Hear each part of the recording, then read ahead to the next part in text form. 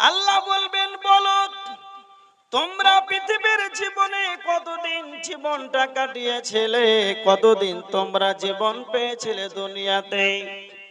আদম আলাইহিস সালাতু ওয়াস সালাম পৃথিবীর বুকে কতদিন বেঁচে ছিলেন? 960 বছর হায়াত পেয়েছিলেন। হযরত নূহ আলাইহিস সালাতু ওয়াস সালাম তিনি 950 বছর শুধু দিনের দাওয়াত দিয়েছেন। হযরত ইদ্রিস আলাইহিস সালাম তিনি 850 বছরের তিনি বেশি হায়াত পেয়েছিলেন। হযরত ইদ্রিস আলাইহিস সালাম তিনি 450 বছরের বেশি হায়াত পেয়েছিলেন। সেই দিন যারা 1000 বছর সময় পেয়েছিল, যারা 500 বছর পেয়েছিল, যারা 400 বছর পেয়েছিল, যারা 250 বছর হায়াত পেয়েছিল, কিয়ামতের ময়দানে যখনই আমার আল্লাহ জিজ্ঞাসা করবেন, ক্বালা কাম লাবিসতুম ফিল আরদি আদাদা সিনিন, তোমরা পৃথিবীর জীবনটা কতদিন সময় পেয়েছিলে, জীবনটা কাটিয়েছিলে, তখন সবারই মুখের একটাই ভাষা, ক্বালু কাম লাবিসতুম ফিল আরদি, ক্বালু ক্বালু, তখন তারা বলবে আল্লাহ, তখন সবার মুখের একটাই ভাষা, আমরা দুনিয়াতে একটা দিন বেঁচে ছিলাম। তারা বলবে আমরা একটা দিন শুধু বেঁচে ছিলাম, আর একটা দিনের কিছু অংশ, সামান্য অংশ বেঁচে ছিলাম। তার মানে সবারই মুখের ভাষা, আমরা একটা দিন কিংবা একটা দিনের কিছু অংশ বেঁচে ছিলাম। এই দুনিয়া, সামান্য দুনিয়াতে এসে আমরা আজকে আখিরাতকে যেন প্রাধান্য দেই না। কি বুঝতে পারলেন? আল্লাহ বলবেন তোমরা কতদিন দুনিয়াতে ছিলে? না তো সামান্য। এই সামান্য দুনিয়া একটা দিন ছিলাম কিংবা একটা দিনের কিছু অংশ ছিলাম। এই সামান্য দুনিয়াতে এসেছে আজকে আমাদের 5 ওয়াক্তে সালাত হচ্ছে না। তাহলে এই সামান্য দুনিয়া, শুধু একটা দিন, একটু শুধু হিসাবটা করেন যে আমরা এই সামান্য দুনিয়াতে এসে আখিরাতটাকে ভুলে গেলাম। তারপরে আমার আল্লাহ বলছেন, দুনিয়া তো সামান্য কিঞ্চিত, দুনিয়া তো আমার কাছে সামান্য কিঞ্চিত, এটা তো এক। দ্বিতীয়ত আমার আল্লাহ বলছেন, দুনিয়াটা আমার কাছে কোনো রকম কোনো মূল্য নাই, এর কোনো চারণা আটনা বলে কোনো দাম নাই। কেমন? আল্লাহ নবী বলেছেন, তিরমিজি শরীফের 2320 নাম্বার হাদিস, বিশ্ব নবী বলেছেন, আল্লাহর কাছে যদি দুনিয়াটা একটা মশার পাখার সমতুল্য যদি দাম হতো, একটা বেঈমান কাফের পর্যন্ত পানি পেত না। আল্লাহর কাছে দুনিয়াটা একটা মশার পাখার সমতুল্য দাম নাই। যদি এই দামটা থাকতো তাহলে একজন বেঈমানও পানি পেত না। ভাবেন, একবার চিন্তা ভাবনা করে, আল্লাহর কাছে দুনিয়াটা কত নিকৃষ্ট। আর আজকে আমরা দুনিয়ার জন্য নিজের বোনের সম্পদ মারছি, অপর অপরের সম্পদ মারছি, চুরি ডাকাতি ছিনতাই কত করছি দুনিয়ার জন্য। আর আল্লাহ বলছেন আমার কাছে কোনো মূল্য নাই। একটা হাদিস, তিরমিজি শরীফের হাদিস, আল্লাহ রাসূল সাল্লাল্লাহু আলাইহি ওয়াসাল্লাম একদিন এক বাজারের পাশ দিয়ে অতিক্রম করছিলেন, যাচ্ছিলেন। যেতে যেতে যেতে দেখছেন একটা মরা ছাগল পড়ে আছে, মরে গেছে।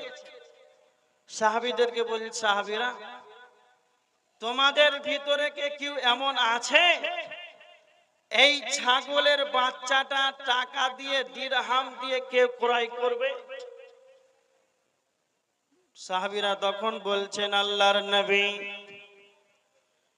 পৃথিবীর বুকে এমন কেউ আছে কি এই মরা ছাগলে টাকা দিয়ে কেউ ক্রয় করবে?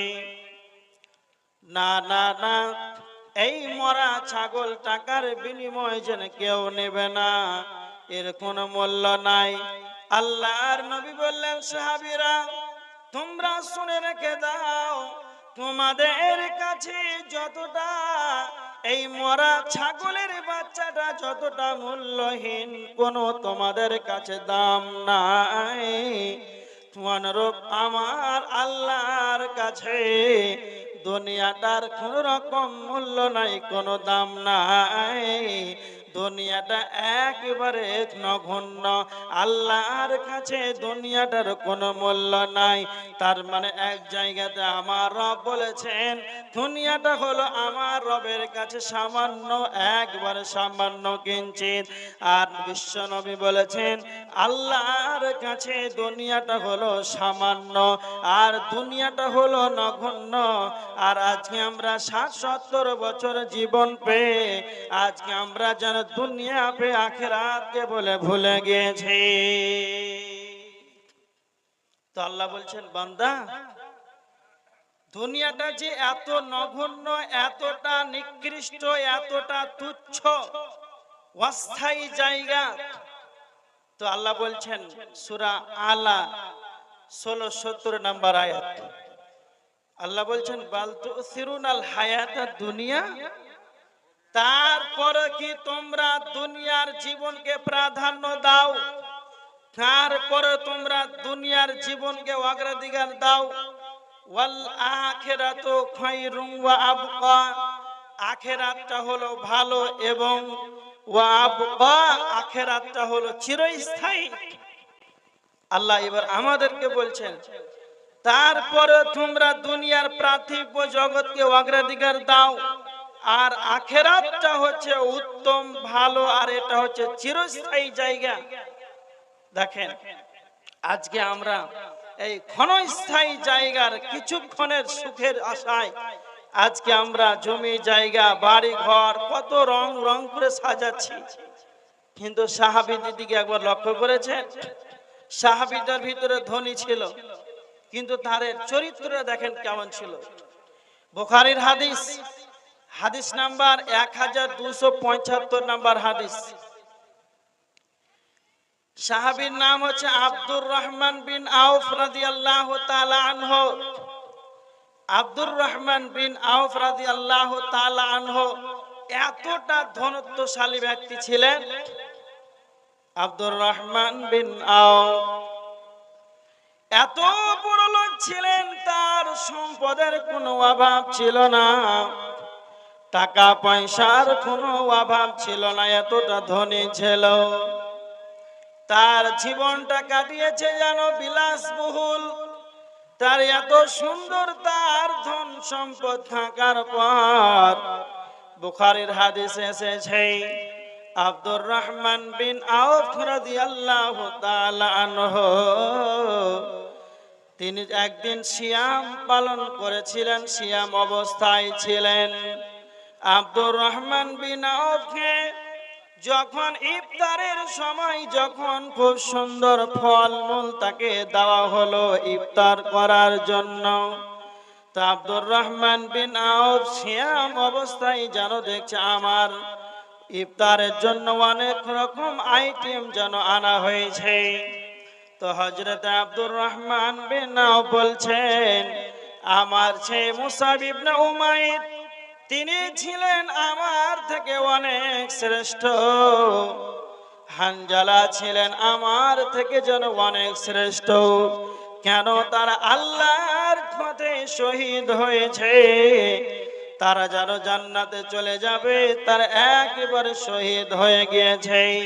আর আমি আব্দুর রহমান বিন আউফ আল্লাহ আমাকে কিছুরির অভাব দেয় নাই, এত সুন্দর সুন্দর খাবার আমাকে আমার আল্লাহ দিয়েছেন। তা আব্দুর রহমান বিন আউফ একটা কথা বলেছেন, মনে হয় আমরা যা ইবাদত করি আমি আল্লাহ আমাকে দুনিয়াতেই যেন আমাকে তা বদলা দিয়েছে। এই কথাটা বলে যেন অঝর নয়নে কাঁদতে লাগলেন আব্দুর রহমান বিন আউফ রাদিয়াল্লাহু তাআলা আনহু। এত ধনত্বশালী ছিলেন, কোটি কোটি টাকার মালিক ছিলেন, তারপর যেন দুনিয়ার ধন সম্পদ তাকে ভালো লাগে না। আখেরাত কি চিন্তা করেছেন? এই দুনিয়ার সম্পদ তাকে মোটেই ভালো লাগে না। এই কারণে যেন সম্পদ থাকার পরে যেন অঝর নয়ন কন্দন করেছেন। মুসাব ইবনে উমাইর রাদিয়াল্লাহু তাআলা আনহু, বুখারীর হাদিস, বিশ্ব নবীর হাদিস, বুখারীর হাদিস। মুসাব ইবনে উমাইর তিনি ছিলেন অনেক ধন সম্পদের মালিক। সে ইসলাম ধর্ম গ্রহণ করার কারণে কিছুই যেন আনতে পারে নাই। এই মুসাব ইবনে উমার রাদিয়াল্লাহু তাআলা আনহু বিলাসবহুল যেন জীবন যাপন করতেন। কতটা ধনত্বশালী ছিলেন মুসাব ইবনে উমার রাদিয়াল্লাহু তাআলা আনহু। এক জোড়া জুব্বা, এক জোড়া পাঞ্জাবি যদি একবার ব্যবহার করেছে, দ্বিতীয়বার যেন আর ব্যবহার করে নাই। মুসাইব ইবনে উমাইর তিনি এতটা বিলাসবহুল জীবনটা কাটিয়েছে, একবার যেই জুতাটা ব্যবহার করেছে, তৃতীয়বার আর সেই জুতাটা যেন ব্যবহার করে নাই। এত বড় লোকের সন্তান ছিলেন মুসাইব ইবনে উমাইর রাদিয়াল্লাহু তাআলা আনহু। যখন উহুদের মাঠে শহীদ হয়ে গেলেন, উহুদের যুদ্ধে মুসাইব ইবনে উমাইর রাদিয়াল্লাহু তাআলা আনহু যখন শহীদ হয়ে গেলেন, যখন শহীদ হয়ে যাওয়ার পর তাকে দাফন করবে, কাফন দাফন করবে। সাহাবীদের এই এত ধনত্বশালী ব্যক্তি হওয়ার পর যেন সেই উহুদের ময়দানে তাকে দাফনের জন্য কোন রকম কাপড় যেন জুটল না, কাফনের ব্যবস্থা হলো না। সেই জায়গাতে একটা চাদর ছিল। এই মুসাইব ইবনে উমাইর রাদিয়াল্লাহু তাআলা আনহুকে এত ধনত্বশালী ব্যক্তি হওয়ার পর যেন উহুদের ময়দানে একটা চাদর ছিল, সেই চাদরটা দিয়ে তাকে কাফন করবে। মাথা ঢাকে তো পাটা যেন উদাম হয়ে যায়, পা ঢাকে তো মাথা যেন খুলে যায়, মাথা ঢাকে তো পা যেন খুলে যায়। এই অবস্থায় আল্লাহর নবী আদেশ করে দিলেন, হুকুম করলেন, তোমরা চাদর দিয়ে মাথাটা ঢেকে দাও। পায়ের দিকে তার ইচখির ঘাস, সৌদি আরবের যুগে সেই ঘাসের নাম হলো ইচখের ঘাস, সেই জামানার ঘাসের নাম ছিল ইচখের ঘাস। বিশ্ব নবী আদেশ করলেন তার মাথাটাকে ঢেকে দাও, আর যেই পায়ে সমপরিমাণ যেটা খোলা আছে সেই জায়গাটা যেন ইচখের ঘাস দিয়ে সেই জায়গাটাকে তোমরা দাফন কমপ্লিট করে দাও। তাহলে মুসাইব ইবনে উমাইর বিলাসবহুল জীবন কাটাতে তার কিছুর অভাব ছিল না। দুনিয়াকে লাত মেরেছে, আখিরাতকে প্রাধান্য দিয়েছে। দুনিয়াকে লাত মেরেছে, আখিরাতকে প্রাধান্য দিয়েছে। এই অবস্থাতে যখন তার মৃত্যু হয়, দাফনের সময় তার কাফন পর্যন্ত জোটে নাই। আজকে আমাদের বিলাসবহুল জীবনটা কাটছে, আমাদের কোনো অভাব নাই। বিশ্ব নবীকে জিবরাইল এসে বলছেন, আল্লাহর নবী আপনি বলেন কিয়ামত কখন হবে? তো বিশ্ব নবী বলছেন, না আমি জানি না কিয়ামত কখন হবে, কিন্তু আলামত সহগুলো বলতে পারে। তো নবীজি বলছেন, এমন সময় আসবে যারা উটের রাখাল, গরু রাখাল, এই রাখালের বেটা রাখাল যারা হবে, এরাই যেন বিলাসবহুল জীবন কাটাবে, অট্টালিকা বড় বড় বড় যেন বাড়ি বানাবে। আজকে অবস্থা দেখেন, যারা একদিন পেট ভর্তি খেতে পেত না, আজকে তাদের রং করা বাড়ি 5 তলা 3 তলা বাড়ি হয়ে যায়। এটাই যেন আজকে আমরা সমাজের ভিতরে পেয়েছি, এটাই যেন আজকে আমাদের আলামত আমাদের সামনে হাজির হয়েছে। সাহাবীরা দুনিয়াকে লাত মেরেছে, দুনিয়াকে তাদের ভালো লাগে নাই, আখিরাতকে পাওয়ার জন্য দুনিয়ার সমস্ত বিলাসবহুল জীবনকে যেন তারা প্রত্যাখ্যান করে দিয়েছে। আর আজকে আমরা দুনিয়ার লোভে এক অপরকে যেন মেরে দিয়ে কেটে দিই, বোনের হককে যেন নষ্ট করে দে। এই ছিলেন সাহাবীদের চরিত্র। তা আল্লাহ বলছেন, এই দুনিয়া সামান্য নগণ্য দুনিয়া, এই সামান্য নগণ্য দুনিয়া, আর তোমরা এই দুনিয়া নিয়ে পড়ে আছো। সাহাবের দিকে একবার তাকাও, যেই সাহাবীরা দুনিয়ার বুকে কত ধনী ছিল, তারপরও তারা দুনিয়াকে ভালোবাসে না। বুখারীর হাদিস, আল্লাহ রাসূল সাল্লাল্লাহু আলাইহি ওয়াসাল্লাম বলেছেন, বুখারীর হাদিস 1344 নম্বর হাদিস, খুব ভালো করে শুনেন।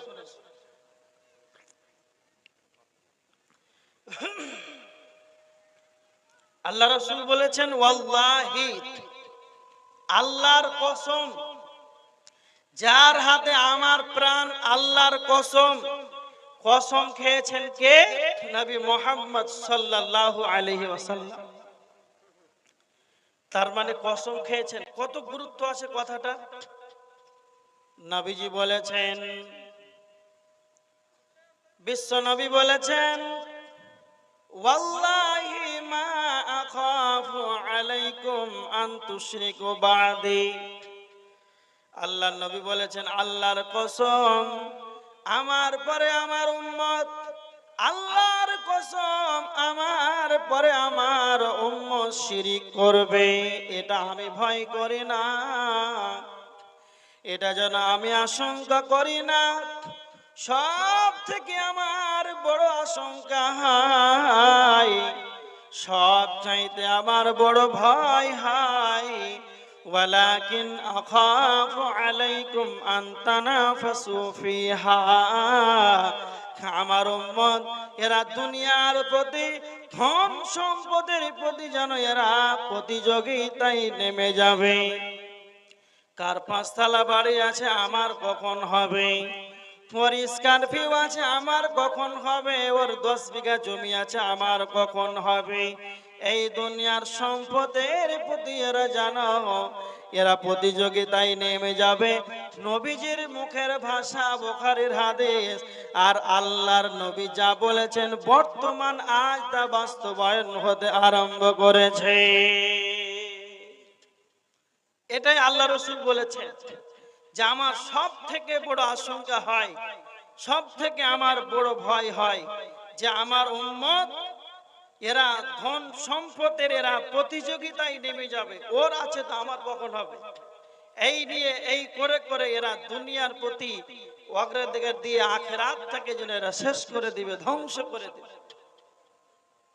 এবার দেখেন, আজকে আমরা বর্তমান মানুষ, কত মানুষ আছে বাড়ি গাড়ি টাকা পয়সা নিয়ে এই নিয়ে ব্যতিব্যস্ত, দুনিয়ার সম্পদের প্রতি ব্যতিব্যস্ত। তা আল্লাহ রাসূলের হাদিস, তিরমিজির হাদিস 2328 নম্বর হাদিস, আল্লাহ রাসূল বলেছেন, লা তাত্তাখিযু যায়াতা, দুনিয়ার সম্পদ তোমরা গ্রহণ করিও না, দুনিয়ার সম্পদ তোমরা গ্রহণ করিও না। কেন দুনিয়ার সম্পদ গ্রহণ করবে না? বিশ্বনবী বলছেন, ফাতারগাবু ফিদ দুনিয়া, তোমরা দুনিয়ার প্রতি আসক্ত হয়ে যাবে, তোমরা দুনিয়াদারি হয়ে যাবে, দুনিয়ার লোভী হয়ে যাবে। এজন্য আল্লাহর নবী বলেছেন, তোমরা দুনিয়ার সম্পদ গ্রহণ করো না। আল্লাহ রাসূল এই জায়গাতে বললেন যে তোমরা দুনিয়ার সম্পদ গ্রহণ করো না। তাহলে কি বুঝতে পারলেন? আজকে আমরা দুনিয়া নিয়ে পাগল হয়ে আছি, আর আল্লাহ রাসূলের ভাষা, তোমরা দুনিয়া নিয়ে, দুনিয়ার সম্পদ এইগুলোর দিকে তোমরা টাকা পয়সা এই দিকে যেও না। যখনই তোমরা দুনিয়ার পিছনে ছুটবে, ধন সম্পদ মালের পিছে, তখন তোমরা দুনিয়াদারি হয়ে যাবে, দুনিয়ায় আসক্ত হয়ে পড়বে।